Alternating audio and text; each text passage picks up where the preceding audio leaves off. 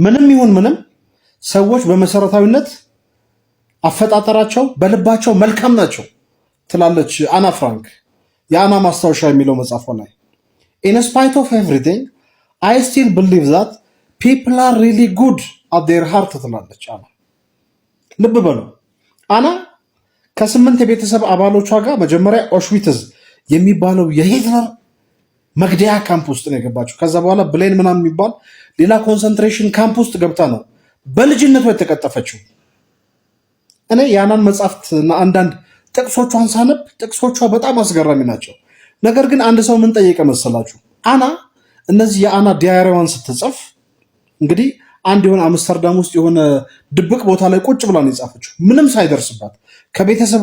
ከቤተሰቦቿ ጋር ነበረች፣ ከእህቷ ከማርጎት ጋር፣ ከአባቷ ከፍራንክ፣ ከእናቷ ከምናምን ጋር።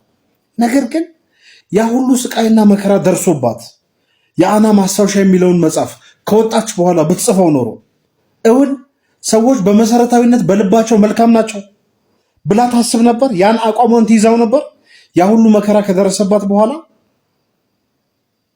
ብዙ ሰዎች ይጠራጠራሉ፣ ይሄን ነገር ያዋዩዋቸው ሰዎች። እኔ ግን የአናን መጽሐፍ አንብቤዋለሁ።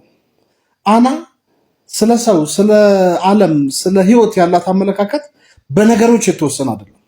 አና እንዲያውም ያን መጽሐፍ ከወጣች በኋላ ብትጽፈው እጅግ ይበልጥ የዳበራል። ስለ ሰው ያላት አረዳድ፣ ሰው ባለማወቅ ስለሚወስናቸው ውሳኔዎች ይበልጥ ጠንካራውና ነበር የምትወጣው።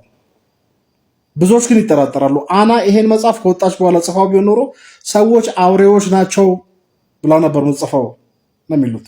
የአና መጽሐፍን አንባችሁታል? የአና ማስታወሻን ዘ ዲያሪ ኦፍ አና ፍራንክ ይላል። እናንተ የአናን መጽሐፍ ካነበባችሁ ምን ትላላችሁ? ኮሜንት ላይ አስቀምጡልኝ እንደተለመደው።